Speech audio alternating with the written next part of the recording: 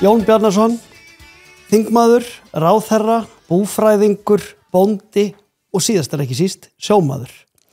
Vertu hjartanlega velkomin í sjókastið og þakka þér kærlega fyrir að koma. Já, bara takk fyrir boðið og mín ánægjan. Eins og ég kynnti þið inn, þá ertu það ansi margir titlar sem að má raða á axlirnar á þér. Segðu mér aðeins upphæfi að þessu, Jón, hvernig hvaðan ertu? Byrjum bara alveg á byrjunni. Já, byrjunin svo ég er strandamaður að alveg ætt og uppruna og aftur í ættir. Þetta í Asparvík í Strandarsýslu sem all norðarlega. Nú afþektum galdramannaættum. Jón Glói sem ég ber jú nafnið líka af var einn þekktasti maður og galdramaður á Ströndum á sínum tíma. Þannig að þetta var svona að lifa með náttúrunni á þann hátt var í blóðu borið. Og faðir minn, Bjarni Jónsson, var útvegsbóndi í Asparvík. Laufey móður minn, úr Norðurfirði á Áneshreppy og alinn upp við sjó og það að draga björg í bú. Og þannig Asparvík fæðist ég. 1943. 1943, þú ert alveg þvott ekta strandamaður. Alveg. Og fyrstu sporin þegar maður í fjörinni. Maður að fylgjast með þegar pappi og afi að koma á landi á bátunum sínum. Maður tilbúin til þess að gera gagn ef maður getur. En við vorum strax alin upp í því að bera mikla virðingu fyrir sjónum. Til dæmis var bát þegar maður snúa frá landi, hann var alltaf að snúa hann réttsælis frá landi en ekki rángsælis. Það að segja þú setur bátun frá alveg svo fylgir sólarupphöfuninni því að bátunum fer réttsælis frá landi og það máttu aldrei kasta steini í sjóun ef bátur var nálægt. Þetta var bara borin þessi virðing fyrir sjónum. Að það greinilega rík hjátrú sem er svona í sálinni þannig? Nei, ekki aldrei. Þetta bara virðing fyrir náttúrunni og þeim kröftum sem að sækja og lifa með og sækja björg sína til. Og þetta fyrst bara mikil og djúp virðing fyrir náttúrunni. Og þetta hefur þá fylgt mannir alla tíð. Þessi virðing á kannski rætu sína rekja líka til þess að þegar maður, Asparvík ansi afskekktur staður í dag, en kannski var á annan hátt á þessum tíma. Það voru allir staðir á Íslandi kannski meira og minna afskekktir árið 1943. Það var afskekktir en svolítið hugafarslegt. Akkurat. Ekki endilega mannlegt og það var ekki það. Og faðir minn á bátnum sinni Síldin sem var mjög flott seglskip og síðan breytt í trillu. Og auk þess að vera sjómaður og róa nánast daglega til fiskjar, þá var hann í að flytja lækni og ljósmóður og milli bæja og flytja fólk. Og það svona gafast til skemmtu söga þegar átti að fara að stofna björgunarsveit eða björgunarfélag í Áneshreppy og stofna til. Og þá var ein eldri frú á næsta bæ sem sagði, við þurfum ekki að vera að stofna björgunarfélag meðan við höfum hann Bjarna í Asparvík. Og þetta svona segir hvað lífið þannig svona náið. Já, það það. Og nálæðin við kannski náttúruöflin er mikil á þessum árum, á þessum stað. Já, og djúp virðing. Mamma með ljós upp í glugga á háaloftinu eða pappi var á sjó og svona aðeins. Já. Og þegar ég litli þá undirsláttur fara að stokka upp lóðurnar og það var sett upp kubbur undir okkur til þess að 4-5 ára til þess að ná upp, til þess að taka þátt í að stokka og hengja fisk. Þannig að þetta mér bara í blóð borið. Og hvernig ef þú setur mig, þú sér hvað ég er ungur og óreyndur, ef þú setur mig svona aðeins inn í þennan hugarheim sem þú ólst upp við, fólk fór ekki út í Costco til þess að kaupa nýjan uppblásinn bát eða eins og væri kannski í dag og þú fórst ekkert út í kjörbúð að kaupa mjólk. Hvernig eru aðstæðunar sem þú ólst upp við? Það náttúrulega bara aðdrættir á haustin með mjöl og allt slíkt og það var náttúrulega komin verslun inn á Drangsnesi en síðan þetta matur aðalmatur hjá okkur er ju fiskur það borðaði fiskur og selspik og hákarl og hákarl er ju bara hluti af kvöldverðarborðunni harðfiskur og hákarl. Var þetta bara ferskt eða voruð þið mikið saltað eða kæsa? Kestur, hákarl og Já, ég meina fiskurinn líka? Já, fiskurinn og annarko síin, fiskur, saltaði fiskur eða hertur fiskur. Já. Þetta var bara dásamlegt líf í sjálfu sér. Já, þetta er mjög fróðulegt og gaman fyrir mig að heyra. Ég svo sem tengi aðeins við þetta í gegnum mína familju en ég er sjálfur af Melrakkasléttunni og veit að þar var ekki mikið ískápa til að stinga í samband og fólk treysti mikið á kæsingu eða söltunar, aðrar verkunar aðferðir heldur en að kæla. Jú, en á staðnum var íshús þegar faðir minn hafði komið upp og svona niðurgröfni íshúsi þar sem var safnað ís á haustin og síðan var matur eða beita geymd í þessu íshúsi við veturinn. Þetta var alveg ótrúlega hvað fólk kunni að bjarga sér og gera sér í haginn og lifa með því sem það hafði nála sér. En segðu mér ertu stórum systkinahópi? Já, við erum 10 systkinin. Þið eru 10? 10 systkinin og 5 strákar og 5 stelpur. Þau eru látin nokkur þau elstu en þetta var stór hópur og skemmtilegur. En komust þessi 10 börn á legg? Já, þau komust öll á legg og það er þá bara fyrst að sá sem að lést bróður minn sem reynir sem að lést á 1978 en við komumstum öll og legg og bara í vítt að breyti í samfélaginu. Já, og hversu gamall ert þú að því ég kynnti þið nú inn sem sjómann hversu gamall varstu þegar þú byrjaðir að róa þá væntanlega með föðunum eða? Sko við bara fórum á sjó með pappa og afa strax þegar við bara vorum bara lítil á skag svona veiða. Nú síðan þá förum við við erum í því að þess að sé að beita og stokka og síðan eftir við flytjum á ströndum frá Asparík 1951 og það sem þá gerist og kannski tengir okkur enn betur við það því að þú ert nú með sjávarútveginn og fiskveiðarnar og sjómennina að það sem gerist þetta 1947, 8 og 9 er það að þá tæmist Húnaflóan fiski. Þá var sleppt inn togurum og tógskipum sem að hreinsa upp alveg allan flóan þannig að möguleikin fyrir litla línubáta eða færabáta voru engir. Og það þýtti þá að þeir sem að þetta var mikil útgerð, smábáta útgerð þarna, að hún eiginlega leggst af á bara 2, 3, 4 árum. Og þar með hrundi okkar lífsgrundvöldu líka þarna í Asparík að þegar búið var að þurrka sjóun af fiski þá gáttum við náttúrulega ekki haft viðværi og þá flytjum við til Bjarnarhafnar á Snæfellsnesi 1951 og fórum með skjaldbreið minnist þess enn að fórum með skjaldbreið og haldt hafurtarstið og 3 bátar með og svo framvegis. Þetta var ævintýri. Þið öll fjölskyldan þá væntanlega 10 börn og yngsti bróðir fæðist þar, við erum þar og af og amma og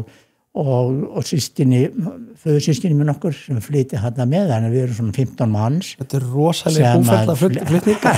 Flytjum þarna í löpförum við borðið skjaldbreið og síðan bara tekið og siglt inn í Bjarnarhöfn og nánast lent við þessa gömlu höfn sem í Kumbarofi í Bjarnarhöfn. Já, það er ágætis lending þar eða ekki, var ágætis höfn? Já, mjög góð. Já. Þannig að þar byrja þá nýrkafli líka bæði í landbúnaði og sjávarútvegi, þannig að þá koma grásleppuveiðarnar á fullt og þetta var mjög góð grásleppuveiði með fram ströndunum í ströndinni í Bjarnarhöfn. Þannig að við gerum það út á grásleppi í allmörg ár, nú svo svona farið á skag. Þannig að þessi hlunnindi og sjávar hlunnindanýting er eiginlega hluti af uppvöxtinum algjörlega. Magnað, en hérna þannig að þú hefur væntanlega verið sko öll sömur og kannski fram á eitthvað að vetuna líka að róa til fiskjar með familíunni eða þannig? Sko þannig sé eftir komið Bjarnarhöfn þá náttúrulega það landbúnaðurinn mestur. Okay. Já, og síðan þá grásleppan og síðan þá farið og unnið í frystihúsunum í kring til að inn á milli, en þá tekur eiginlega svona nýrkapli við með fyrst og fremst landbúnaði og sjávarnytjum, mikil fuglaveiði og selveiði og grásleppuveiði. Þetta var En sko, já, þú segir það var eiginlega svolítið svona verið að venda kvæðinu í kross og hérna og meiri áhersla á landbúnaðinu við á þessu nýja stað. Var þetta þá eitthvað algjörlega framandi þinni fjölskyldu að fara hérna að yrkja jörðina frekar heldur og skeppnur frekar heldur en að róa til fiskjar? Nei, alls ekki, en lífsviði var fyrst og sjórinn og fiskurinn á ströndum. Já. En við vorum með þetta tæplega 100 kindur og 4-5 kýr. Já, á ströndum líka. Já, ströndum. Já. En þarna fer þetta út í það að í Bjarnarhöfn förum við og það jú bara fjárbúskapin stærsta búgreinin eða það sem við höfum og síðan mjólkurframleiðsla.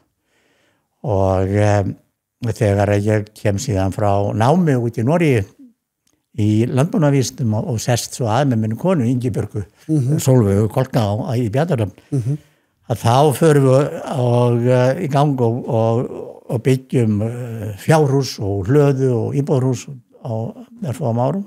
Eitt stærsta fjárhús á landinu fyrir nær 800 fjár.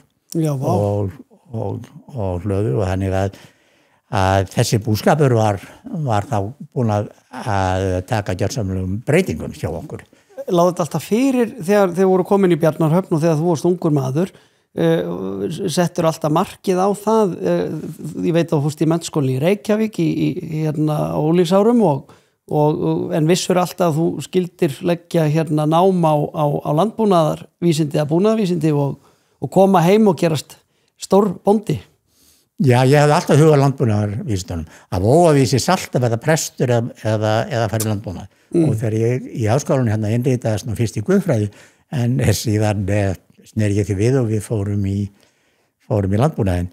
Þannig að hugurinn stóð strax þar til að láta að þessu kveða og taka þátt í landbúnaði á þeim tíma. Akkur byrjaður í guðfræði? Þetta var bara þetta ákveðin sjarmi að vera bæði bóndi og prestur. Þetta var svona ímynd sem barna og presturinn sem þjóna okkur á ströndum var líka í Stykkishólmi, bæði sér Andrís á Hólmavík og sér Sigurður í Stykkishólmi. Þetta voru menn sem og störf og framkoma þeirra sem við bárum virðingu fyrir. Og þess vegna verið alveg mjög spennandi og sem ég ennþá þeirra skoðunar að það hefur verið spennandi. Já, ég trúi því. Ég hefði kannski hort á heimildamyndum séra Jón Bjarnason en ekki séra Jón Ísleifsson á ströndum. Já, Jón Ísleifsson en bara ástóð fyrir sín.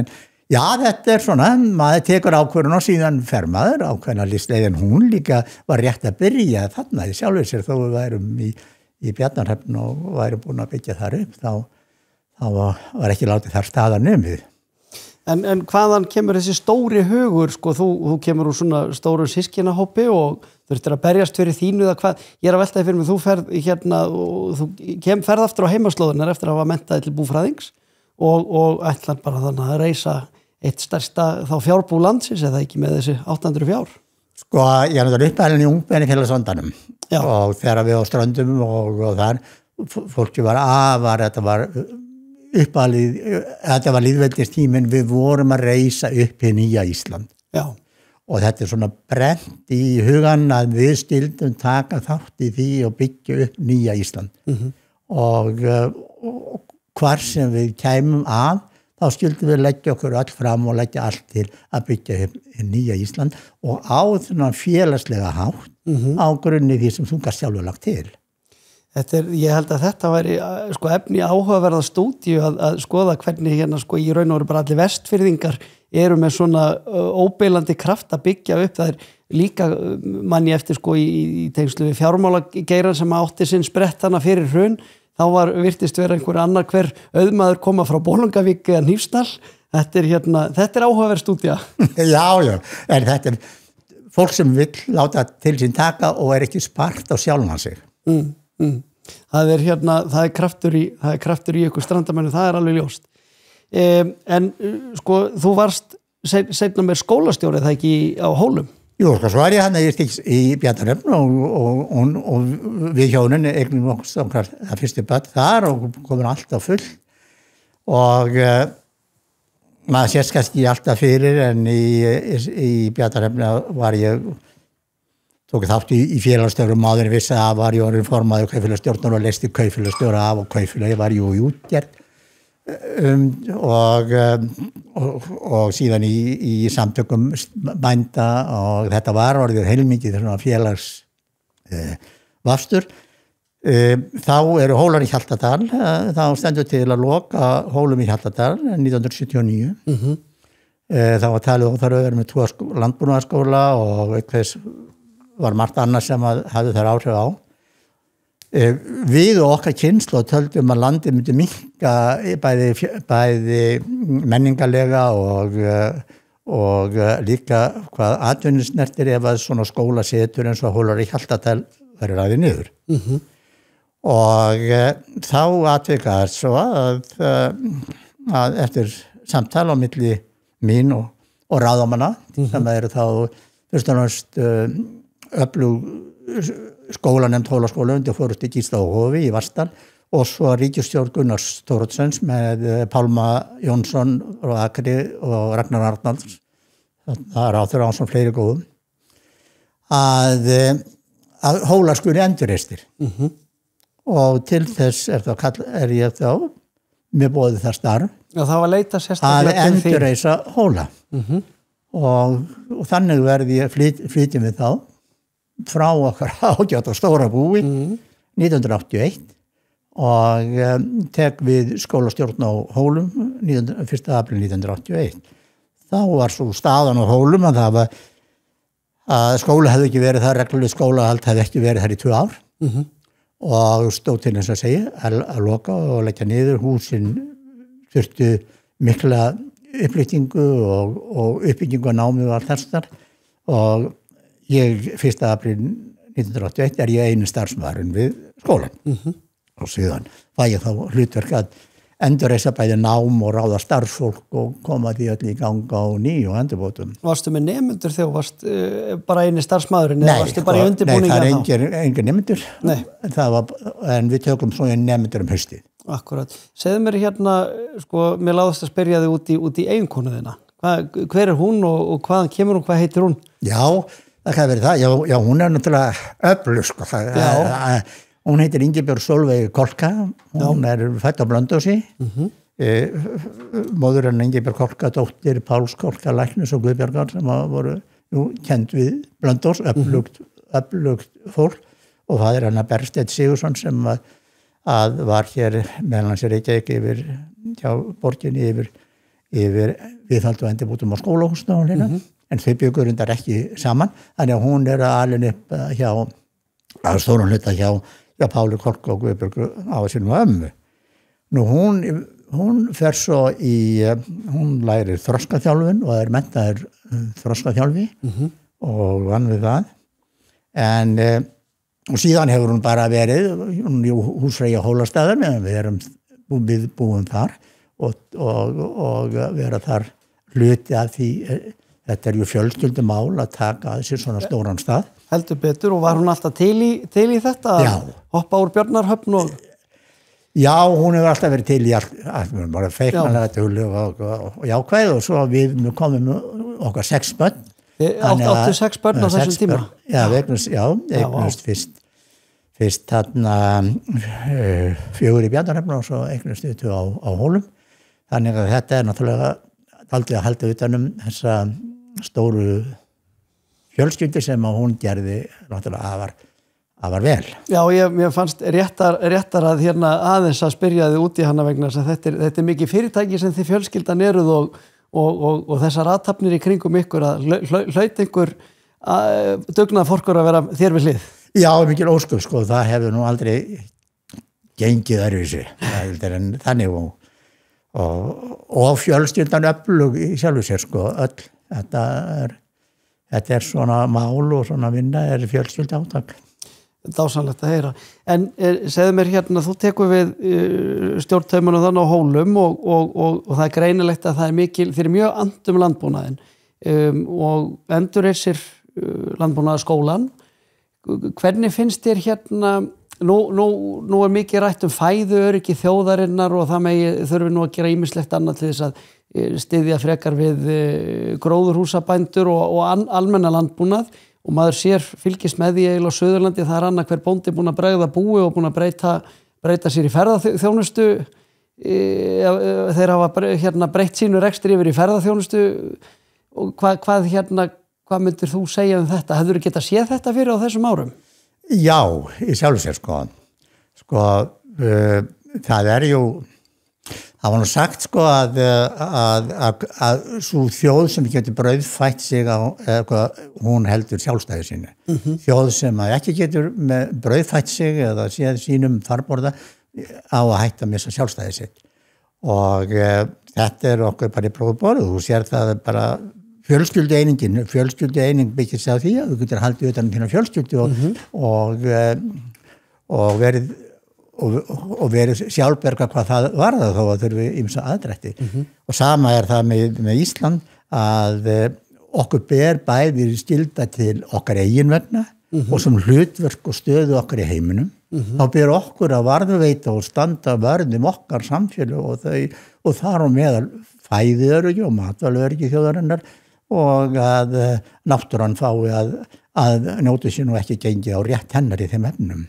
Hvert finnst þér við sem Íslendingar, við sem þjóð vera að stefna þegar að kemur þessu? Sko það hver samfélag, hver átt verður að stefna að sínu. Og ekki þetta dæma einu því. Nei, ég bara á við svona, með þennan vinkil, með fæðurauki, mér finnst þetta mjög áhugavert og kittla mig að heyra þið segja þetta, fullvalda þjóð, hún þarf að geta brauðfætt sig. Hvert finnst þið það vera bjart framundan hvað það varðar? Sko, þetta verður bara alltaf átökum það og ég tel það sjálf sér ekkert kannski dekkara núna hvað það varðar. Ég tel til dæmis að þessi hugmynd sem var og við getum komið að setna var að við þurftum að fara að gangi í Evrópusambandi til þess að sjá okkur farborða og þetta var sama þegar var gengið á hönd Noregskonungs að það væri að Ísland réði ekki við að bera sitt eigið sjálfstæði og þess vegna ganga þeir á hönd Noregskonung og svo sínum tíma þá missa þeir sjálfstrustið á sjálfum sér og síðan það endurheimt, tekur nokkra aldir að endurheimta sjálfstrustið og við verðum fullvalda þjóð og sama það núna þegar að við höfum staðið frammi fyrir því að sum öfl og straumar í samfélaginu telja að við getum ekki staðið sjálfstæð og við þurfum svona að leita undir aðra önnur ríkjasambandi eins og Evrópusambandi og svo nokkuð. Þá þetta verða átök, alveg svo voru 1263. Það var átök það hvort að við ættum að ganga Noregskonungi og höndið ekki. Það voru líka átök þegar við vorum með endurheimta sjálfstæði að sumir sögðu að við myndum ekki ráða við það. En við endurheimtum það og erum mjög stolt af því að hafa endurheimt sjálfstæðið og fullveldi. Sama núna og þetta mun verða, við fáum öfl í samfélaginu sem að sáum sig vantrausti á eigin þjóð og eigin fólk og telja betur borgju undir pilsvaldi annara. Þetta verði átök en ég bara minni á góða setningu sem að svo ágæti maður Ragnar Arnalds sem ég ber mikla virðingu fyrir sagði og skrifa hana heila bók. Ragnar Arnalds sem var jú stjórnmálaskörungur síðustu aldar og barðist fyrir sjálfstæði og fullveldi þjóðarinnar og hann sagði og bókin heitir að sjálfstæðið sívirk auðlind. Sjálfstæði auðlind sem að maður sækir styrk sinn alltaf til hvar sem maður bæði hinn eigin persónu og líka og byggir upp og þess vegna segir fæðuöryggi hluti af sjálfsmynd þjóðar. Þetta eru dýr orð og sko sjálfstæði heldur ekki sjálfgefin hlutur. Það eitt sem að ég eitt af því fáa sem ég tók með mér út úr því að nema fræði við Herakademíu í Danmörku að sjálfstæði þjóða, landamæri og bandalög, þetta allt saman tímabundnar stærðir ef ekki haldið vel á spöðunum. Já, það kemur enginn með slíkt til manns. Það alveg þannig. Þannig að þetta svona hugsjón, grunnhugsjón sem hefur bara býr með manni og mótar þá afstöðuna til þeirra verkefna sem var að takast á hverjum tíma.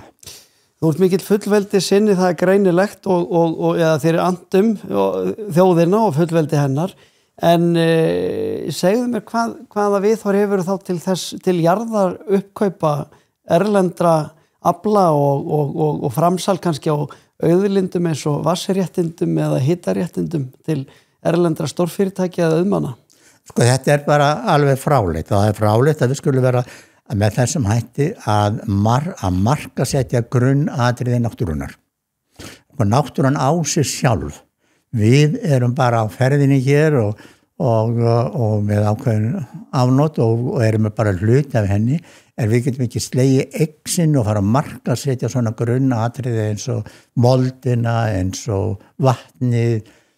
Það bara ósiðlegt að fara að markasetja það sem slíkt, en við höfum að njóta þess. Tökum Indíánana, þeir voru varnarleysi þegar Evrópumenn koma inn í Bandaríkin, því að þeir segja með landið okkar, það bara samfélagið og framtíðin sem eiga landið, við getum hvort í gefið okkar eða selta. Þannig að þetta bara sama og hér og þetta bara alveg fráleitt að vera að gera þetta þessari markaðsvör og vatnið á að vera bara á samfélagslegri ábyrgð en ekki í enga ábyrgð. Sko í þinni tíð sem bæði þingmaður og ráðherra var farið að hringja einhverjum viðvörunarbjöllum. Ég minnist þess að flokksbróðin Ögmundur Jónasson, þetta verið ábyggilega verið árið 2013-14 eitthvað svoleiðis, sem að hann virtist vera svo eini sem að spyrnti við fótum gagnvart ákveðnum Huang Nupo frá Kína sem vildi kaupa upp Grímsstaði á Fjöllum og helst að þrefið einhvern veginn virtist vera hugmyndafræðilegs eðlis hvort hann mætti svona á frjálsum markaði bara kaupa landið eða ekki og hann sagði bara hingað ekki lengra hætti þessu rugli, það bara verið að reyna að framselja land hérna til annars lands.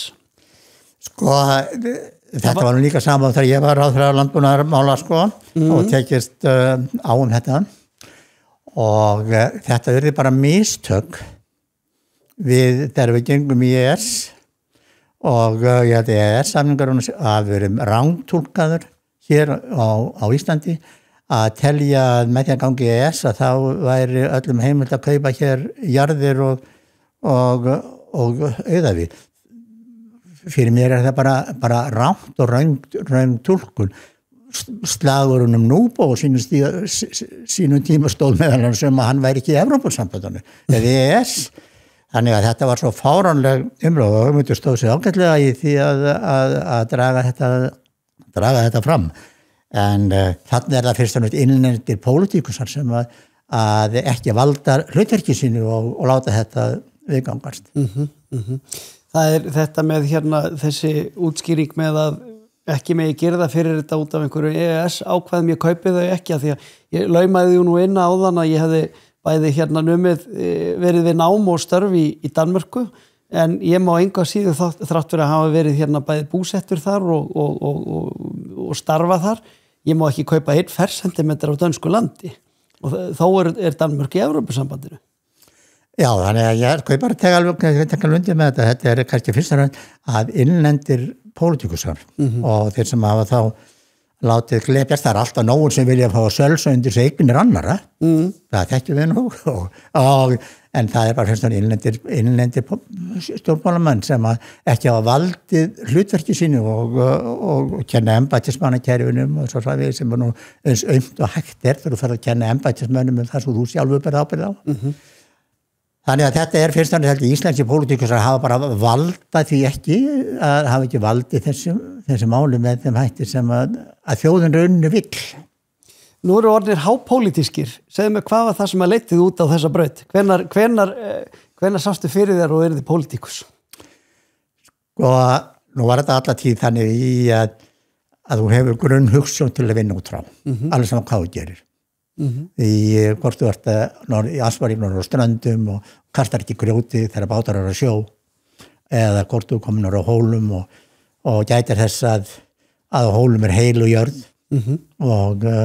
og niður aldana spila með þér og þú varvitir og tekur þetta og alveg saman með hugsununa í samfélagspólitíkinni að maður vill fá að koma að og leggja sitt að mörku og þá var stutt á milli og þarna eru skemmtilegi tímar eða átaka tímar í byrjun 1999-2000 það er verið að takast á þetta eins og segir EES, ESB það er verið að takast á nýtingu á vatni og landi og svona nokkuð og hvort og þannig að þá kemur ný hreyfing vinstri hreyfingarnar fram og ég fer í pólitík með henni þannig. Er það fyrsta þáttaka þín svona í formlegri pólitík þó þú hafir vissulega haft kannski einhver afskipti og látið þína skoðun heyrast en er fyrstu afskipti þín af formlegri pólitík er það þannig að þegar það leiti sem að vinstri hreyfingi grænt framboði stofnuð? Já, það er fyrstu afskiptin og svona einu stjórnmálasamtökin sem ég þá geng í. Já. Þarna ertu orðin komin á 60 aldur eða ekki? Já, besta aldri, jú. Já, komin á 60 aldur en bara fullur orku og löngunni til að taka á við. Var búin að vera þá skólastjóri á Hólum í 20 ár. Já. Og bara ágætt síðan að taka viðfangsefni og spreita sig á. Þú komst inn þannig fullur af eldmóð og fullur af reynslu eða hókina reynslu. Þetta er nú kannski aðeins öðru heldur en kaupin gerast á Eyrin í dag. Það er ansi margir sem að rjúka inn á þing bara beint eftir háskólan. Hvernig finnst þið sú breyting? Sko, ég ætla ekki að dæma aðra og aðri fara á sínum forsendum. En ég myndi samt segja að það væri betra að þeir sem væri að fara inn á þingi í svona stjórnunar stöður fyrir hönd þjóðfélagsins. Það sé nú betra að þeir séu með góða reynslu að baki og sérstaklega líka þá hafa hugsjónur til að bera og þær þurfi ekki að vera háðar aldrei. Það er að þarf að hafa samfélagslegar hugsjónur til þess að fara inn á þing og það er þessi grunnforsendan. Þegar þú fórst fyrst inn á þing 1999 Já. Þá kemur inn í stjórnarandstöðu það ekki? Jú. Ertu ekki alveg fram yfir hérna byltinguna, búsáhaldabyltinguna í stjórnarandstöðu? Jú, 2008-2009. Já. Hvernig var sá tími að var aldrei frústrerandi? Ég hef ofta reynt að setja minn í hugarheim þingmanna í stjórnarandstöðu. Var mögulega frústrerandi þennan tíma að ná ekki að koma sínum málum leiðar eða hvernig var það? Nei, sko, ef þú hefur grunnhugsjón til þess að meta síðan mál á, hvort sem að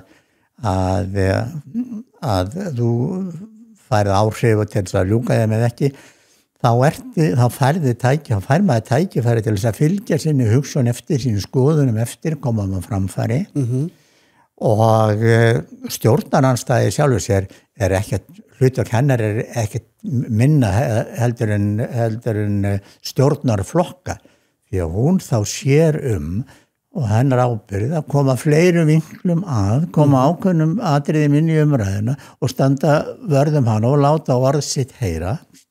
Þannig að hún oft gríðarlega áhrifamikil.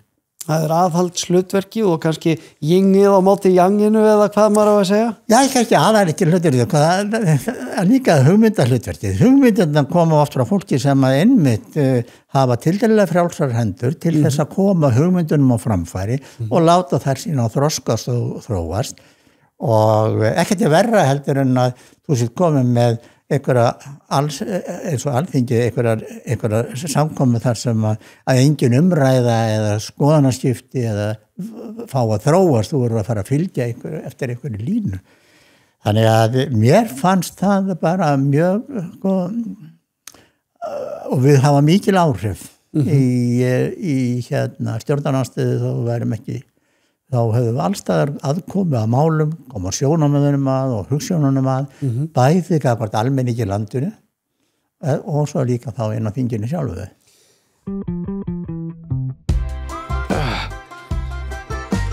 Happasokkurinn minn sko klára fyrir næsta útdrátt. Ég var í þegar Hannes varði frá Messi. Aldrei kleka síðan. Aldrei þvegin heldur. Hafðu heppnina með þér alla 50 daga. Happdrætti DAS. Sem þingmaður í stjórnarandstöðu hefur maður meira frítt spil til þess að koma sínum persónulegum skoðunum og hugðarefnum á framfæri svona vegið á móti því að vera í ríkisstjórn. Sko, þarf maður minna fylgja flokkslínunni eða þannig? Sko, þú náttúrulega gengur í flokk og hefur áhrif á stefnu hans, grunnstefnu hans. Þar þurfi ekki reyndar allir vera sammála með einstöku grunnatriði, einstöku útfærsluatriði, en flokkar eru ju stofnaður utan ákveðna grunnhugsjónir sem að þú síðan stendur vörð Og þetta með fría spil, sko, þetta ekkert frítt spil, þú maður á alltaf samtali við svona eigin samvisku. Og það samviskun og hugurinn og hjartað, hversi romantism þér manni finnst, þá það sem ber alltaf sjónarmiðin áfram. Þú tekur tillit til annara og sjónarmiða þeirra, þú ert meðvitaður sjónarmið og áherslu flokksins, en þar með þarf ekki vera sammála ef einhver flokksmaður hleypur langt út undir sér frá grunnstefnu, tökum eins og Evrópusambandið þegar við erum búin að staðhæfa við þjóðina að við munum aldrei sækja aðild að Evrópusambandinu. Það var bara okkar mat og okkar flokks. Já. Og á þeim grundvelli erum við kosin. Já. Og fólk svo koma einstakir þingmenn sem eru kosnir á þeim forsendum að við munum ekki sækja Evrópusambandið, gera það og fara og senda inn umsókn að Evrópusambandinu nokkrum dögum seinna, og slíkt mjög óheiðarlegt gagnvart bæði þeirri flokksheild sem þú ert með og þeim kosningaloforðum og loforðum sem þú gefið þjóðinni.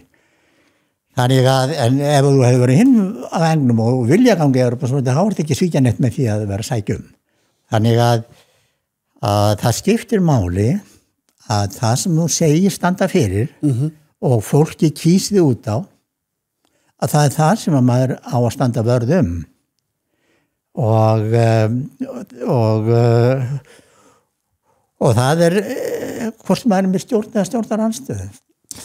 Akkurat, og það er svona ætti að vera svona aðaleiðarljós stjórnmálamanna að standa við orð sín.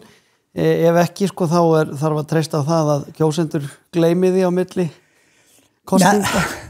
Sko, maður má ekki hugsa svoleiðis, sko.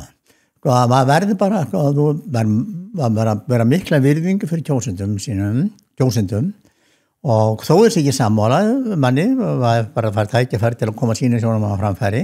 Það ekki þar sagt að allir eigi að hrópa húrra, en fólk verður að vita að þú ert maður skoðana þeirna. Og það eiginlega grundvallaratriði í stjórnmálum. Ekki það að þú endilega fylgir einhverjum í blindni, einhverjum öðrum í að þú tekur tillit til þess og ert hluta af því, en maður er alltaf að vera maður skoðana sinna. Og að þú kannski langar til að fara að tala um sjávarútveginn, sko, þá var þetta mjög skondið að vera allt í orðið sjávarútvegsráðherra.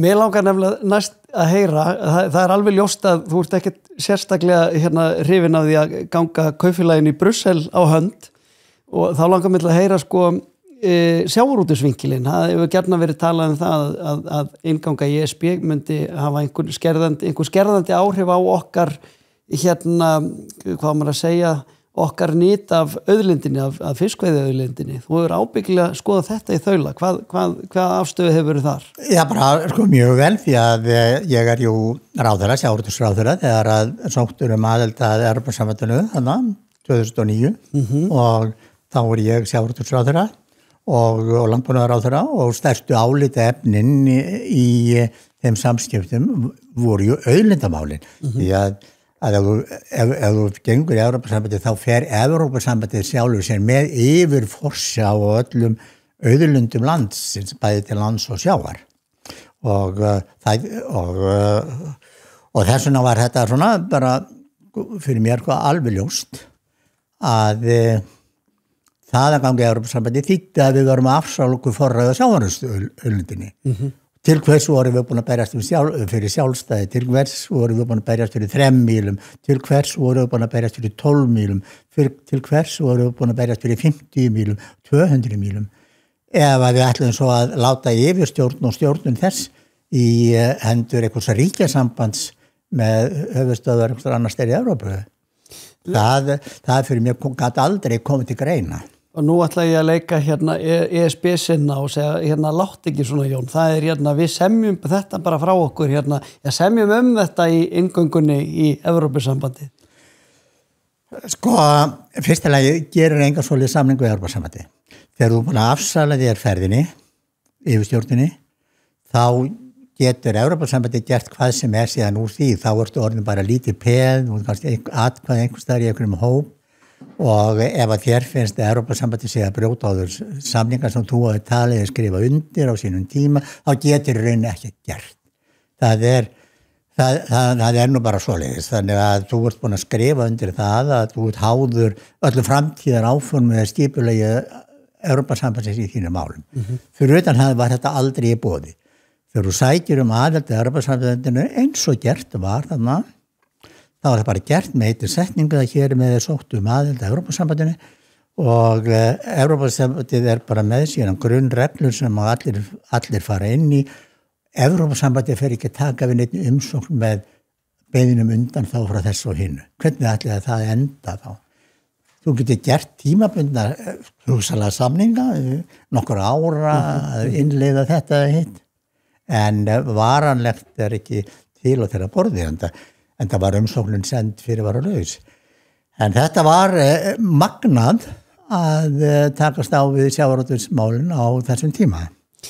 Rifjaði þessu upp með hvernig þessu lyktaði með umsókn Evrópusambandsaðild og þinn þátt í þessu þegar þú ert ráðherra, þú ert einn af fáum röddum sem þarna í ríkisstjórn sem mótfallin eða ekki? Jú. Já, sko, þetta var náttúrulega bara algjörlega falskt frá byrjun. Menn töldi að það var hægt að semja eitthvað, það var hægt að setja Evrópusambandinu tímamörk einu og öllu, en það var bara mikil sjálfsblekking. Nú, þessi 2 kaflar, sjávarútvegs- og landbúnaðarkaflinn, voru á minni ábyrgð og Evrópusambandið listi því bara óskum klárt yfir að við erum bara að lúta því að yfirstjórn þeirra mála færi þar fram. Er það þá alveg ljóst ef núverandi ríkisstjórnarflokkar munu ef þeir vilja láta reyna á það að setja þetta í þjóðaratkvæði og svo segjum svo að hefjist einhverjar aðildar viðræður? Veistu það fyrir víst að við munum ekki hafa áhrif á hvar auðlind og forráð yfir henni fiskveiði auðlindin okkar hvar þau enda?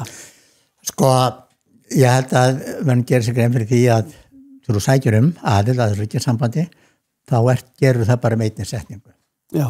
Og þar með lítur þú þeirra ferli og þeirra sáttmála í hvívetna. Það ekkert kíkt í pakkan eins og Nei, það ekkert kíkt í pakkan. Nei.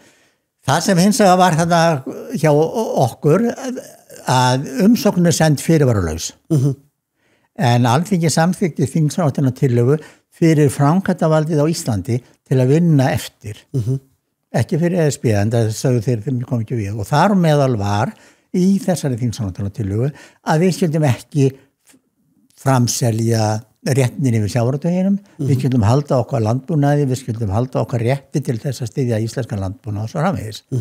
Þannig að þetta voru stílabóðin til ráðherranna frá Alþingi og það var þessu sem ég fylgdi eftir þessum skýru stílabóðum þingsins að þetta mætti ekki gefa eftir.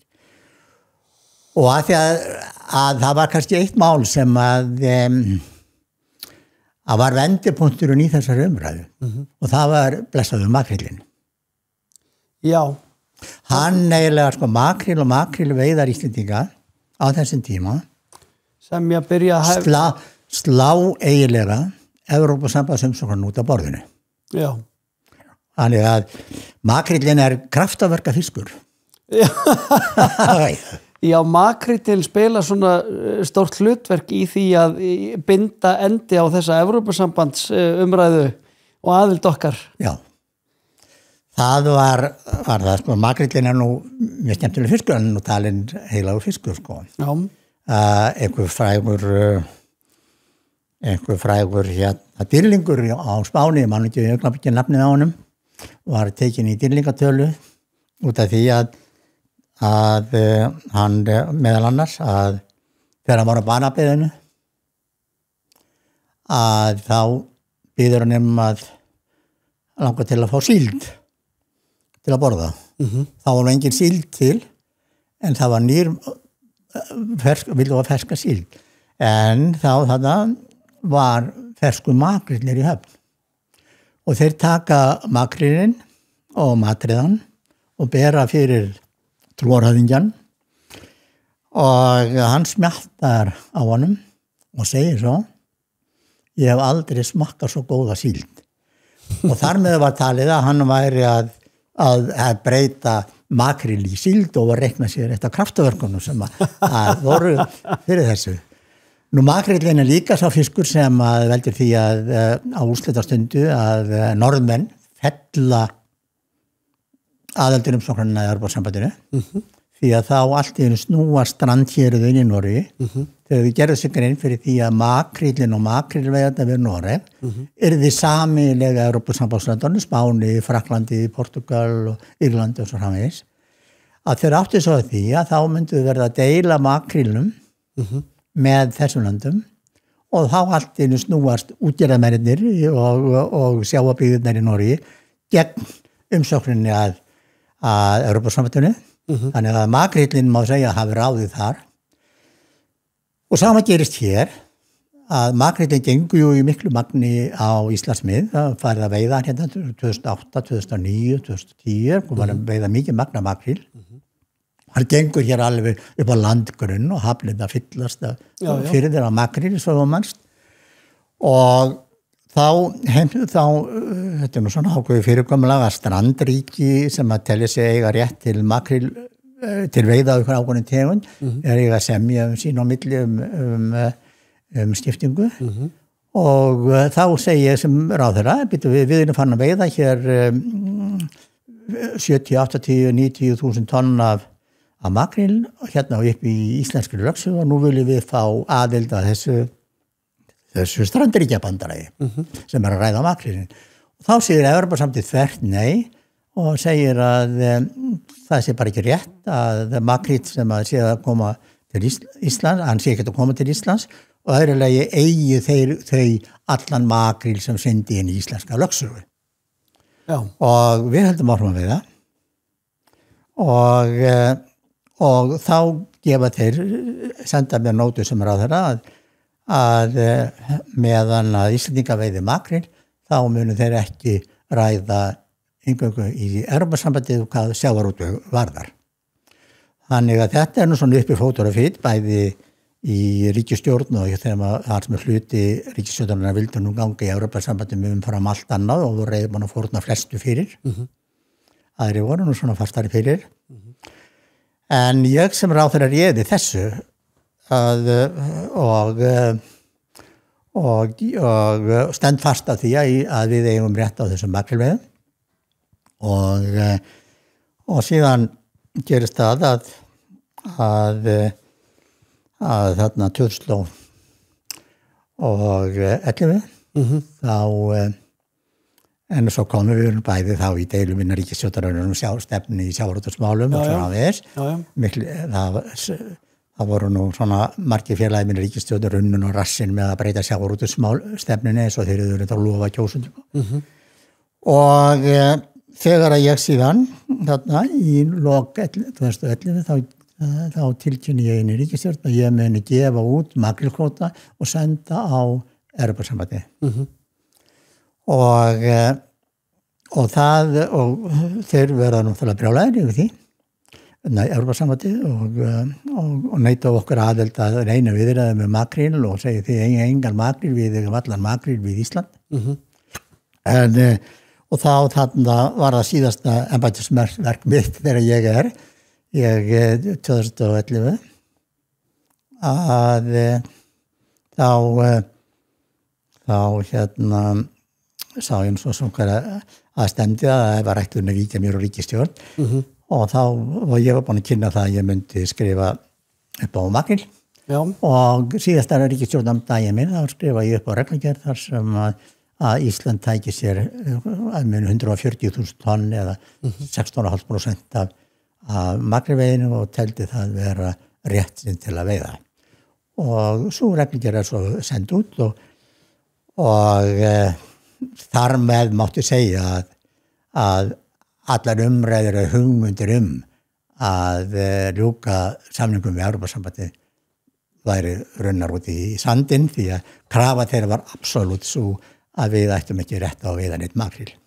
Þetta magnað að heyra, ég á þessum árum ég bara út á sjó að veiða makríl sjálfur og ekki mikið kannski að velta fyrir mig pólitíkin í kringum makríl. Ég áttaði mig á því reyndar á þessum tíma, þetta spilaði náttúrulega ansið sterka rullu í að hvað maður að segja, hífa upp þjóðarskútuna, komin á réttan kjöl eftir efnahagshrunið, það spilaði nú eitthvað inn í að fá alla þessa makríl gengd í okkar efnahagslögsögu. En ég áttaði mig ekki á þessum pólitíska vinkli að það var á annan hátt sem að makríllinn bjargaði þjóðinni frá inngöngu í Evrópusambandi allan á þessum tíma. Maður getur litið á það sem svo ef maður ekki hlynntur inngöngu í Evrópusambandi. En þú kemur inn svolítið með öðruvísi vinda inn í sjávarútvegsráðuneyti á sínum tíma með kaskeiti og svolítið öðruvísi heldur en þeir sem að vandist áður í tvínheftu jakkafötunum sem að voru kannski það var ekki jafn mikil armslengd á milli þeirra og LIU mætti segja eins og þegar þú komst í embættið. Þú varst með stórar hugmyndum að kollvarpa kerfinu kannski eða það ekki þegar þú tókst við ráðherrastóli. Það hvað ekki rétt að nota orðið kollvarpa. Við vorum að horfa það að þessir flokkar, Vinstri-hreyfingin Framboð og Samfylkingin fara í kosningar 2009 með mjög skýra og afdráttarlausa stefnu í sjávarútvegsmálum. Hver var hún? Hún var svo að auðlindin væri eign þjóðarinnar. Það geti enginn slegið eign sinni og það eða veðsett eignina. Við ættum að skapa dreifðan aðgang, við ættum að tryggja byggðunum, vitt og breytt landið, aðgang og eins konar forgang að því að veiða fyrir sínum ströndum. Þetta mætti ekki ganga svona að þetta safnaði saman og örfára hendur og svo verið heilu byggðarlegu lögð í rúst sem hefði verið byggð upp kringum þetta. Og að þetta væri auðlind sem væri að nýta út frá samfélagslegum sjónarmiðum.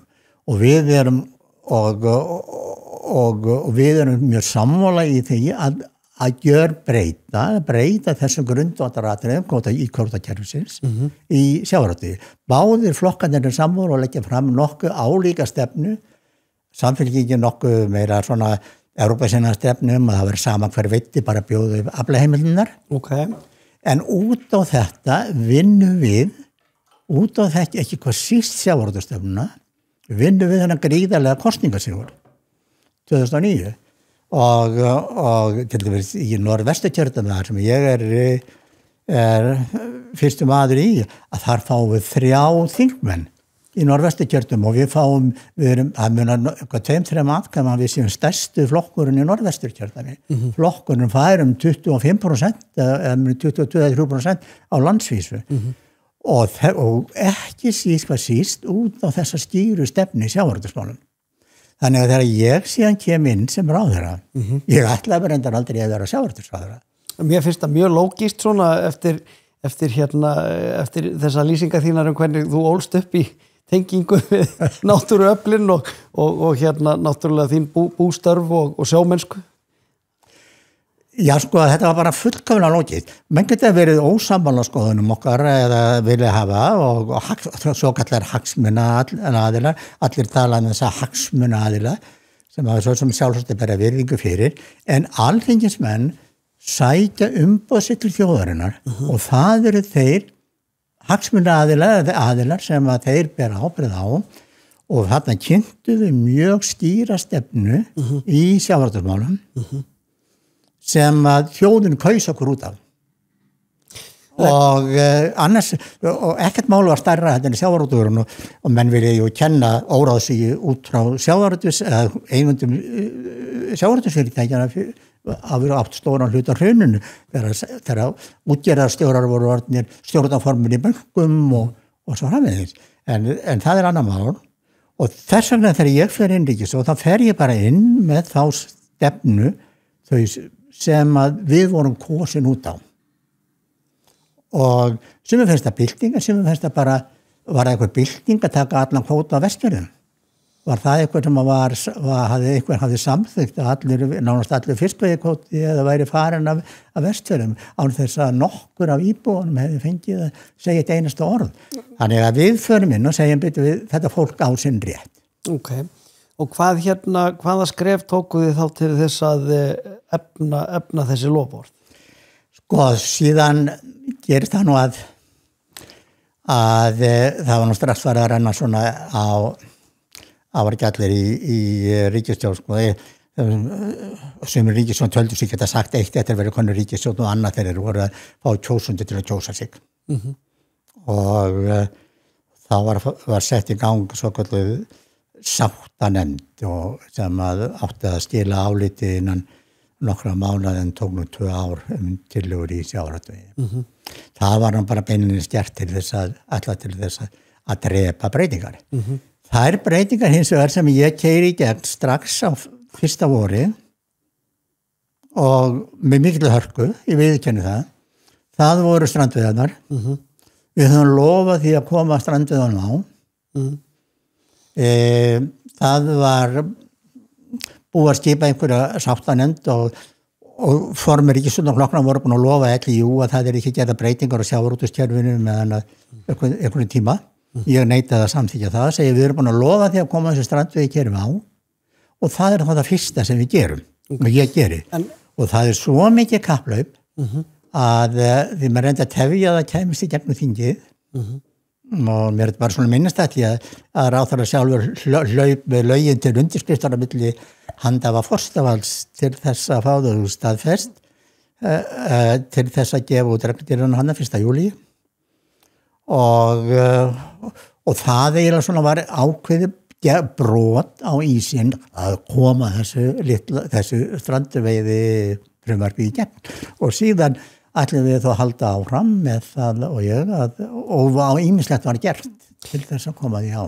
En áður við förum aðeins inn í strandveiðina þá velti ég fyrir mér strandveiðarnar eins og það í dag einhverjum megin við 10.000 tonnin af fiski sem dregin úr sjó í heildarsamhenginu sem eru svona einhverjum megin við 1.000.000 tonni, þetta 1.000 af því sem umræðir og þú hafðir hug á því að það sem að framsali gerir og gerir á veðsetningin eins og nefnir þið langaði einhvern veginn til þess að vinda ofan á því kerfi þú hefur ábyggilega mætt mikill mótstöðu með því var auðveldar að fara þá strandveið að búa til svona að friðþægja með því að koma á strandveið kerfi eða var við ofurefli að reyna hérna að breyta svona þessu hefbundna kvótakerfi stóra kerfinu Já, það mátti að segja hvort ekki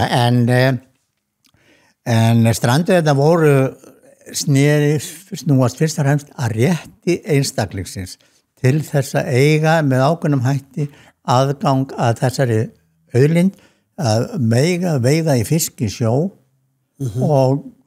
og fénýtan og fénýtan það mega allir veiða sér í soðið en að þú megir veiða fara og veiða fisk í sjó undir ákveðnum lagaramma þessi réttur einstaklingsins og þú verður þá að hafa bátur geta að fara á sjó og svona við fylla þau atriði í þeim efnum en þetta voru fyrst og fremst réttindamál mannréttindamál að þú gætir farið á sjó undir þeim kringumstæðum sem settar voru og þyrftir ekki að vera að kaupa aðgang að auðlindinni.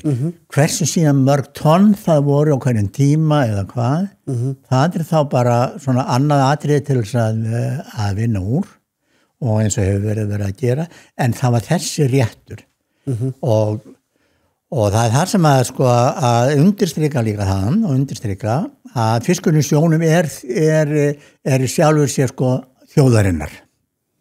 Hann ekki einhverja einstakling, enga fyrirtæki eða hvað. Þannig að það var fyrst og það sem var verið að gera þannig. Nú síðan fórum við í margs konar aðrar breytingar en sem að tókust en það alveg rétt hjá þér að það var ekki bakland hvorki innan ríkisstjórnarinnar til þess síðan til þess að gera. Það breytingar á fiskveiðistjórnarkerfinu sem að við höfum þó annars lofað að gera. Ég veit að voru andstæðingar þeirra breytinga hvað annað væri nú. Þetta sko það sem að þú indikeraðir að hefðu verið hérna draumarnir í þessum hérna kerfisbreytingum. Það líka svolítið drastískar breytingar. Ég hef auðvitað heyrt þessi sjónarmið að þeir voru búin að fjárfesta kannski og skuldsetja því kvótakaupum þá er anskoti hart þegar maður sviftur því á kannski einhverjum x árum sem að hérna, ég get ímyndað mér að hafi verið sjónarmið á öndurum meiði allavega. Já, og það ekkert óeðlilegt bara að fólk sem öndurum meiði, þetta það út að kaupa íbúðarhús eða byggja ferðþjónustuhús og svo koma ferðamennir ekki eða fara eitthvað annað og svo rafið. Allir bara við virðingu fyrir þessum sjónarmið. En við erum aðtöða það líka á þessum tíma, 2008-2009, þegar hrunið það gjaldþrot. Bankarnir eru gjaldþrota og fjármálafyrirtækin gjaldþrota. Og hvað þýðir það? Það þýðir að stór hluti útgerðarinnar eru líka gjaldþrota því að hún var hluti af þessu dæmi. Þannig að það var ekki svoleiðis að þessir aðilar ættu fiskinn per se. En þannig að þetta voru alveg kjörnar aðstæður. Og ég man að við Atli Gíslason sem var einn af mínum góðu félögum og við bara stóðum saman í þessi. Atli Gíslason. Lögmaður sem var alþingi líka með okkur, var formaður sjávarútvegsnefndar hjá mér á þessi tíma. Og í þessum slaga hann sagði, gott og vel, sko. Ef við þurfum að bjarga bönkunum og þessum sjávarútvegsfyrirtækjum sem að þar eru komin á hausinn, bara til að segja beint út, þá bjóðumst bara til þess að ríki bara tekur kvótan þeirra og lætur þú svo fara á sjó og ný. Og þá var með skuldlaus og fá sér bara legðan kvótan hjá ríkinu og bara fínt borð. Þannig að þetta voru nú svona miklir möguleikar. Já. En það voru nú ekki allar útgerðir á þessum tíma sem að stóðu svona að það hefði verið sko rétt eins og kvótakerfið sett á og framsæli með einu pennastriki mætti segja, þá hefði verið hægt að segja að hefði verið hægt að gera framkvæma þetta með einu pennastriki en þetta var kannski átti ekki við allar. Nei, þetta var mjög mistönduar. Þetta var aldrei ætlun, þetta var ætlun að þetta tæki yfir eitthvað lengra tímabil, menn voru að tala 20 ára tímabil eitthvað svona. Og þú rættu að fiskveiðiheimildir eru eitthvað sem þú átt ekki og þú fyrnir eins og aðra rekstrarvörur. Þannig að menn hafa bara alveg að fyrir það öll sjónarmið í þessu og menn geta metið hvað sé þjóðhagslega hagkvæmt á öllum sínum. Sumir sagði til dæmis að það verið þjóðhagslega hagkvæmast að byggja eina stóra blokk á Hafnarbakkanum í Sundagarðum og láta Íslendinga búa þar. Það hægt að reikna sig í alla mögulega svona dellu, sko. Ég er rosa gaman af nefnilega þessu þjóðhagslega vinklinu, sko. Ef við einskorðum okkur við hann, þá er það nefnilega svo að það þarf ekki nema einn öflugan ísfisktóra til að fiska allir þessi 10.000 tonn sem eru í strandveiðkerfinu, en þetta kannski, það eru önnur sjónarmið sem að snákast á, það eru byggðarsjónarmið kannski og réttlætis. Hvernig samfélag viltu lifa í? Og það bara viltu lifa og starfa sem vera eins og þú og ég, eða viltu og okkur öllum smala saman í eina stóra blokk sem byggð hérna nýr á Sundagörðum eina stóra höfn, eitt stóran togara eða hérna sem að sópar öllum fiskinum og kemur með henni í land. Þetta ofboðslega þjóðhagslega hagkvæmt heiti sko. En það þetta líf? Allir í sömu sortin á buxunum? Já, allir sömu sortin á buxunum. Sko, þannig að þess vegna var það í okkar frumvarpi eða mínum var það að engin ein útgerð mætti eiga hærra hlutfall eða fara upp fyrir ákveður hlutfall í til dæmis hverju fisktegund því þú vilt ekki láta þetta alltaf lenda á einni hendi.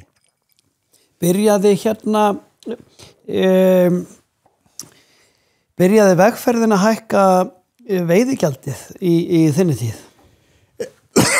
Af því að nú veiðigjaldið náttúrulega það er frekar gömul stærð. Það er bara, hún varð ekki að hérna bitbeini fyrir það var hækkað sko. Sko, forsendan fyrir þessi veiðigjaldi, sko, ég var aldrei sammála henni. Bara vitur það. Sko, þegar þú tekur veiðigjald og það var deilt þá og menn deili ennþá það hvort að það er skattur eða hvort að það er eða hvers konar gjald það sé. Akkurat. Og það er bara klókjundum þegar að löggjafinn býða svolítið til að hægt sé að vera í vafum hvort heldur því að þá gefur það tilefni til að kæra og gera allt svolítið. Þannig ég sko þegar maður þeirra skoðunar að þú tekur veiðgjald þá það bara á einhverju skilgreiningu einingu kíló af fiski sem kemur upp úr sjó eða eitthvað svona nokkuð. Þú ert ekkert að binda einhvern veiðigjald við hag útgerðar eða svolítið nokkuð. Það er bara allt annað mál. Þetta er nefnilega sko, ég hef einhvern tímann heyrt þetta er strandamannatal. Ég hef heyrt, þetta hafi verið einfalt hjá Auði djúpúðga eða það ekki. Já. Það var bara einn fiskur af hverjum 10 sem var tekin í skatt. Já. Sko, en svo kemur með flókið. Og að því þú minnist nú á þetta og það er svona gaman að rifja upp sko að í samtali við stóru gerðamenn að þessar stærstu þá voru stöðu þeir aldrei nei við veiðigjaldinu. Nei. Og svona á milli lína eða á göngum gat maður skilið að leggið bara á nóga hátt veiðigjald og látið kvótakerfi vera. Ok. Og látið bara veiðigjaldi sko, við getum bara fært það á milli, við erum með alls konar útgerðir, við erum að veiða þessa fisktegund og við erum með sumaraflann í vinnslu og sumaraflann ekki í vinnslu og þetta er dálítið snúið og það er flókið reiknistæmi og svo verður alltaf pólitísk umræða á alþingi þá að menn rífast hvort að veiðigjaldi eigi að vera svona hátt eða svona hátt og hvað á að vera hægt að draga frá veiðigjaldinu og hvað á að vera ekki vera hægt að draga frá veiðigjaldinu og svo framvegis.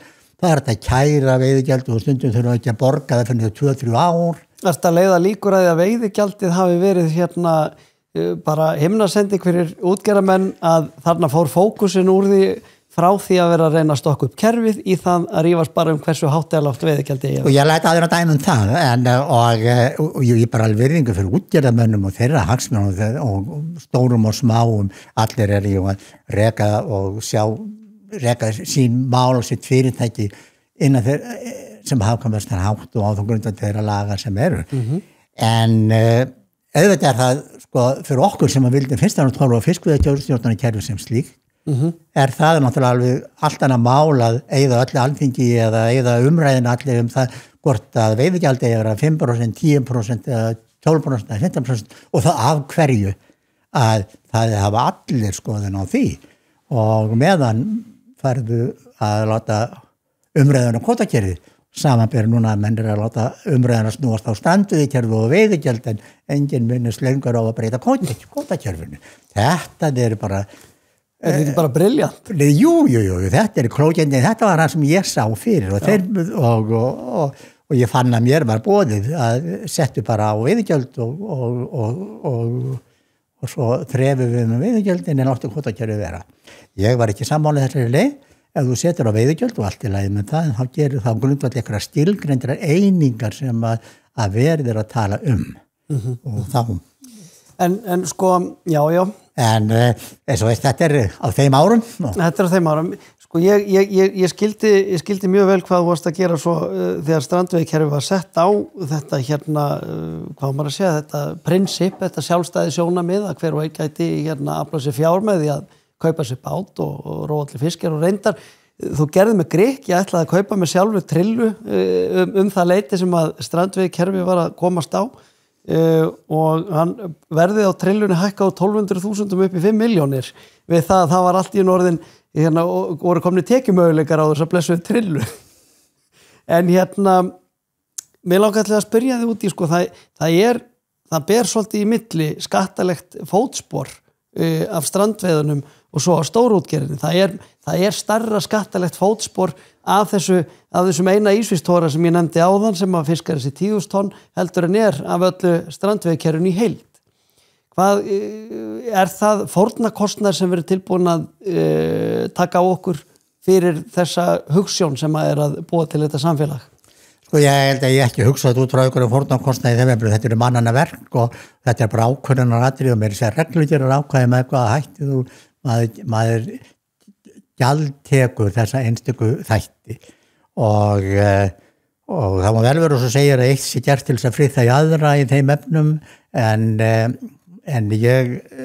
þetta er bara eitthvað bara mat sem að eru mannanna verk og er mjög auðvitað að breyta og líka kappræða en rétturinn til þess að veiða innan þeirra þá marka sem settur ég ekki að segja að hann sé eitthvað endalaus en rétturinn til þess að mega fara að sjó og veiða það er hann sem er frumréttur og hittur menn lagnir við að búa til þegar að fara að deila umgjörð sem er stöðu til umdeilanleg og verður.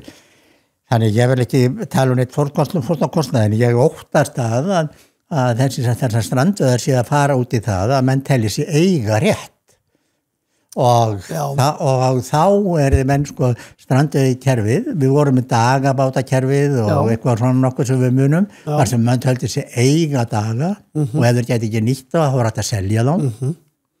Og þá með konur líka að þau fara út á víðavöll. Það voru komin aftur, við lendum alltaf í sama hjólfarinu. Þannig að en það er stjórnvalda að bera ábyrgð á því að halda þessi kerfi með þeim hætti að hann viðhaldi og standi vörðum þennan rétt. Og það megi ekki framselja hann eða fénýta þennan rétt. Þannig að strandveiðikerfi má aldrei verða þannig að mann geti fara að selja daga eða láta aðra veiða dagana sína eða eitthvað svona nokkuð. Þetta var réttur sem bundið við þá. Og þetta er bara svo mikilvægt því leið og menn fara að segjast eiga rétt. Að þá eru menn komnir út á hálanís. Ég held að það hefði skýrt ég hafði svo sem þessa og hef alltaf haft þessa tilfinningu fyrir því að þetta hafi verið svona drifkrafturinn eða rótin hjá þér þegar þú komst þessu kerfi á. Mér finnst þetta falleg hugsun og og ég held ég get alveg verið hjartanlega sammálaður að það á að vera pláss fyrir fjölbreytt kerfi, hvort sem það er stóru og hagkvæmar útgerðir til jafns við þessa sjálfstæði, hvað maður að segja, þetta sem er svo ríkt í okkur Íslendingum að geta róið sjálf til fiskjar. Sko í mínum huga þá var strandveiðikerfi hluti af ákveðnu kerfi sem að byggja upp. Síðan ætlum við að koma annað kerfi, þar sem að væri þá sko að framsal væri óheimild en það væri að búið til kerfi eins konar uppboðsmarkar eða boð eða þar sem báta geta keypt ákveðin magna heimildum færi og væri aðgengileg til kaups með öðrum hætti eins og svona pottaleið. Ertu að meina þá sem að væri í boði fyrir strandveiði? Já, bara aðra og bara veiði. Ekki endilega veiði, taka strandveiðiréttin alveg út. Hann er sjálfstæður. Já, ok. En síðan aðrar veiðar, að þær gæti þá verið skipt upp í hólf eftir byggðum, eftir hérðum, eftir flotum og svo framvegis. En lendu ekki alltaf í því sama núna að kosta kílói 6.500 krónur af kvóta, sko, það ég veit, sko, mér sundlaði bara við að sjá leigutöluna, ég bara ákvað að gleyma krónutölunni sem að leigan núna, en sko til kaupa 6.500 krónur kíló að þorski í dag, hvað En það rétt, sko, að hverjir eru að leigja? Og hver getur verið í þeirri stöðu að sitja á aflaheimildum sem að hann fékk til þess að veiða mér sjálfur, komin í þá stöðu til þess að geta setja bara sjálfur inn í stól, eins og í verbúðinni og síðan að leikta aflaheimildunar út. Það er náttúrulega eitt þess dæmi, en svo náttúrulega eru aðrar aðstæði þar sem einhver kannski, það fór gírina eða báturinn í slipp eða það ýmsar ástæður sem að valda því að viðkomandi getur ekki veitt nýtt sér sínar heimildir. Já, en grunnkerfið á ekki að byggjast á undantekningum. Þú eru að hafa grunnkerfið sem að byggir ekki á því, þetta sama af hvaða atvinnugrein þú ert í. Þú eru að hafa eins mikið, bóndinn hvernig stendur hann ef það kemur brjála veður með haustið og tjóst ekki að bjarga lömbunum og hús og svo framvið. Sko, þetta í öllu allstað hvað sem þá ertu náttúrulega háður talandi um á Íslandi svo náttúrulega óvissu og það getur ekki ein grein umfram einhverja aðrar bara heimtað einhverja sér afgreiðslu á sér hvað það varðar ætlum við að fara að tryggja fyrir ferðaþjónustina þar sem að enginn kom að brjála veður fyrir norðan og enginn kom allt sumarið eða hérna á Reykjanesi að vera blind þoka, rók og rigning og enginn gat farið út í hraun og skoða hraunið og man getur ekki byggt svona kerfi á einhverja aðbreyðum undantekningu verið að hafa grunn fyrir því. Ertu að rifja upp þegar Vestmannaeyingar ætluðu mál út af makrílmissinum? Sko, það væri alveg sérþáttur með makrílin og þeir eru ennþá... Já. Þetta var mjög óheppileg tímasetning sérstaklega í ljósi þess að allt landi var einhvern veginn í járnum út af COVID, hremmingum eða svona efnahagslegu aðþrengingum og þá... Og ég held... Rifjum aðeins upp Ég held við eigum að segja sögu makrílsins. Því ég var rétt byrjaður á henni þarna áðan og makrílin líka kraftaverka fiskur á Íslandi. Við erum í miklu efnahagshruni 2008 og 2009 og allt saman að fara á hausinn. Það líka niðurskurður og aflaheimildum í þorski. Komin í 160 eða 140.000 tonna en hvað hann fór lagst á þessum tíma. Og það spáð hér atvinnuleysi. Ég þá í ríkisstjórn og fulltrúi Alþjóða Gjaldeyrissjóðsins kemur og segir þeim við búast við 15-20% atvinnuleysi á Íslandi næstu 2-3 árin í kjölfari þessa efnahagshruns. Þetta voru og atvinnuleysi landið og þá gengur makrílin hann upp og mér meina 2009 þetta sé ekki veit 110.000 tonn af makríl. Hann reyndar allur þá á 2009 veitur í Gúanó. Hann allir í bræðslu og hann bara og skipin keppast við að ná magni að makríl og hann fer nánast bara 100% í bræðslu. Já, og ekki svona hámörkuð verðmætin en ég bara fjarri því. Já. Og það verða til þess að við erum bæði í þessum hörkusamningu við Evrópusambandið að réttun til að veiða makríl þeir mótu þakka fyrir að þeir setja ekki herskip á miðin því það var stutt í það, þeir hótuði efnahagsþvingunum og lokun og viðskiptum við Evrópusambandið á sínum tíma. Þeir setja hafnbann og Færeyinga fyrir makrílveiðarnar sínar, sko. Meira að segja Danir setja hafnbann og Færeyinga, ímyndaðir og þá förum við og þá gefum við þessa frægu reglugerð með makríl. Þar sem að 2 árum skikka alla til að koma með makrílinn í land og hann vegi að fara í vinnslu, matarvinnslu í landi og síðan að veiðiheimildir verði dreifðar á skip á makrílveiðibáta sem voru bara með öngla, á ísfisktógara sem voru bara með ísfiskskip sem veitu bara í ís. Þannig að allir flotinn hann ætti aðgang að þessu mikla makríl. Það var ekki tekið að þessum uppsjávarfiskum, skipum, heldur var þeim bara skikkað að vinna makrílinn ekki bræðan. Akkurat. Og á 2 árum breytist þetta hann að að 70-80% og 90% af öllu makril sem veitur 120.000 tonn fer í vinnslu, unnin. Til manneldis. Og ekki bara það, heldur hann skapar svo mikla vinnu all land. Í Vestmannaeyjum, að þú minnst á Vestmannaeyjar, þá man ég til auglýsingu þar sem þeir voru að auglýsa eftir því að allt fólk, 14 ára og eldra, gæti fengið vinnu við að frysta og vilja við makril. Á Hólmavík var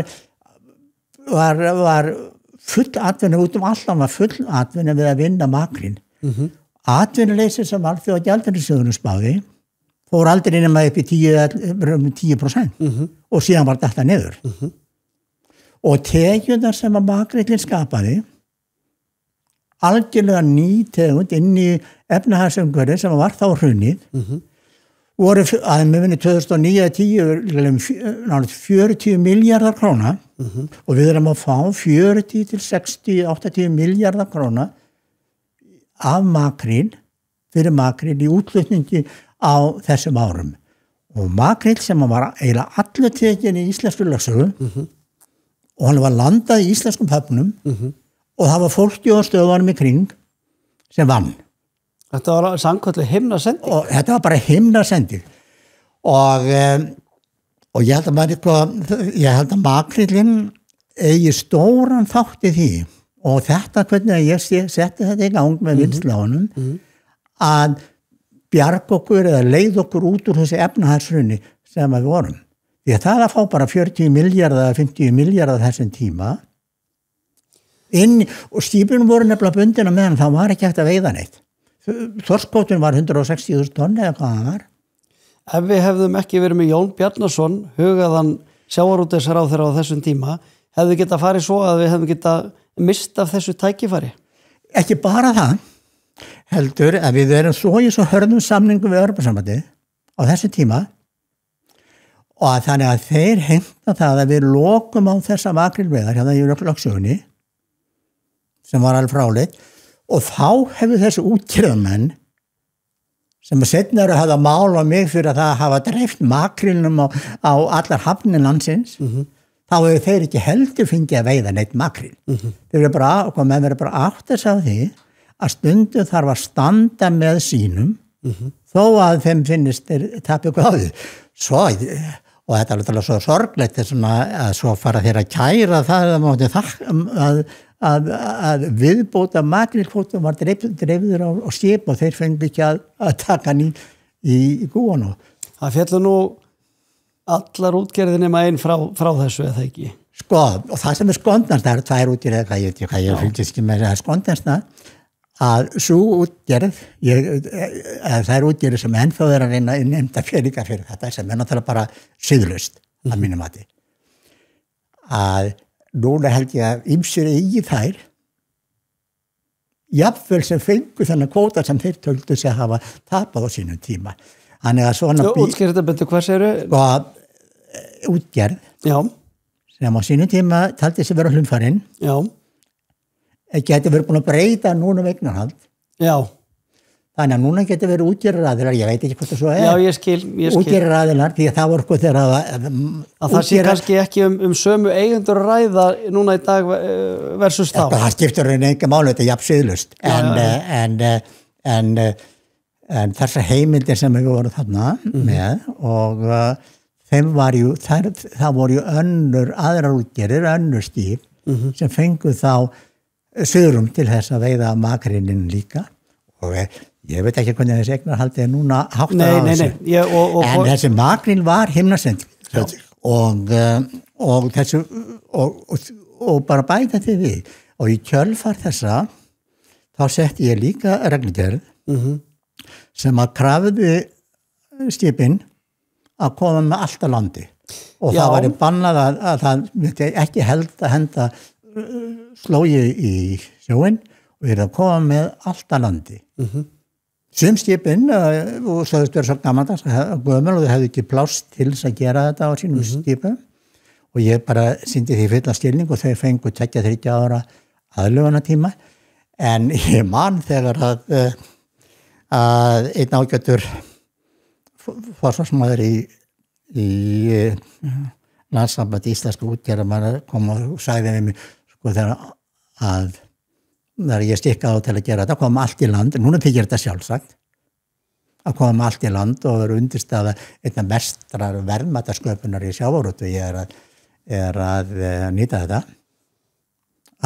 roð og bein og allt þetta og hann sagði, við í útgerðinni við viljum ekki vera að segja okkur, láta ráðherra að segja okkur hvað við eigum að hyrða og hvað við eigum að hyrða ekki, ég man að svona og ég sagði, jú, við ráðherra þarf að segja okkur það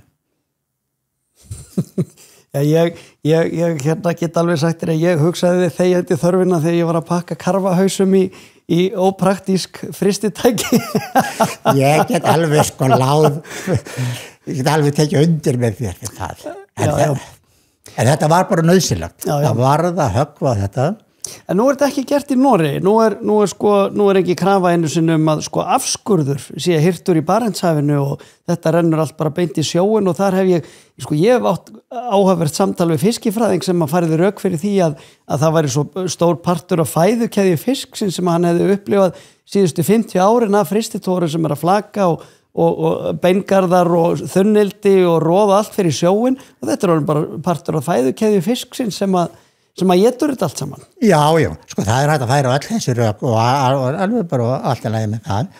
En við sjáum það bara núna að verðmætasköpunin og aukningin í sjávarútvegi er ekki hvað síst tengd þessum litlu atriðum sem áður voru ekki hýrt. Þannig að og bara mjög gott.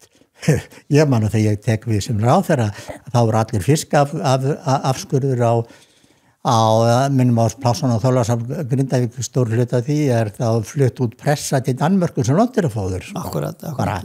Og þannig að hugsaði bara hvað gríðarleg breyting hefur orðið á að nú þykir sjálfsagt að allt sé nýtt og það er bara hugarfarsbreyting. Það er það og það er svo sem sérstaklega eðlilegt eins og ég nefndi á hann 6.500 krónur sem þú þarft að borga fyrir kvótakíló eða þorski þá viltu væntanlega hámarka nýtinguna hverju veitu kílói.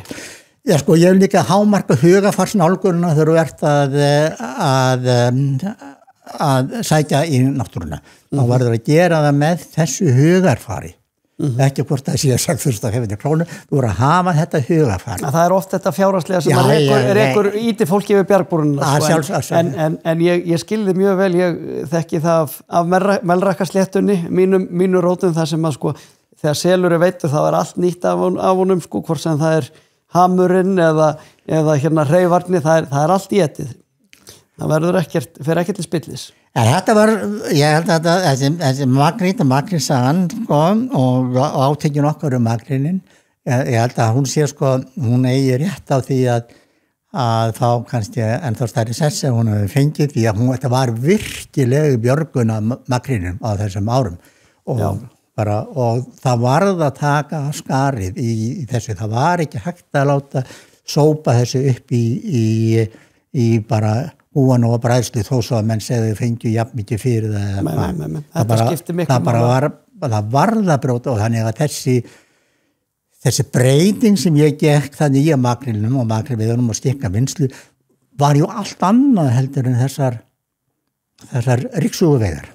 Já, það var farið í gríðarlega fjárfestingar og þetta var líka mikið uppgrip fyrir ansi margar útgerðir sem voru líka kannski sárum eftir efnahagshrunið. Og taktu frystingin á matvælum og eitt stærsta vandamálið sem að því við nú fara að tala var að menn sagði að það var ekki hægt að makrílinn sem var alveg rétt að hann þoli svo stuttan tíma frá því að vera veiddur og þá til að búið að þá koma hann í einhvern varanlegt ástand og þá þarf að kælan það rætt niður og þess að við höfum bara ekki búna til að kælan. Akkurat. Og hvað þá? Jú, þá var bara farið fyrstan í gríðarlega þróun og kælitekni. Þannig að það var og sem þá nýtist miklu meira heldur en í makríl, Já, algjörlega var til leita af sér betri meðhöndlun á öðrum fisktegundum borð í skipunum og kannski líka hjálpar fyrirtæki sem að voru í smíði og hönnuna svona búnaði til þess að rísa upp og heldur betur. Margfeldisáhrifin voru mikil. Já. En ef þessi krafa hefði ekki verið gert þá hefði það senkað þessari þróun. Því að þetta skipti höfumáli við makrílveiðarnar. Þú varst að bjarga honum ferskum inn og þú varst líka sko að stöðva þessar að fara að safna eitt skip, safnaði öllum makrínum og síðan var að fara með henni næstu breiðsbræðslu og bræddur. Þannig að ég bara, makríllinn kraftaverka fiskur á seinni árum í íslenskri matarvinnslu. Já, og þó ég hafi nú þurft að pakka þessum karfahausum á sínum tíma, þá væri ég að gefa kredit fyrir að hafa staðið vel í hvernig haldið var á spöðunum gagvart heimildunum á makrílnum. Mér langar bara svona að heyra rétt í lokin ef þú væri sjávarútvegsráðherra í dag og hefði bara svona meiri hlutan með þér og þú væri bara svona sjávarútvegskeisari.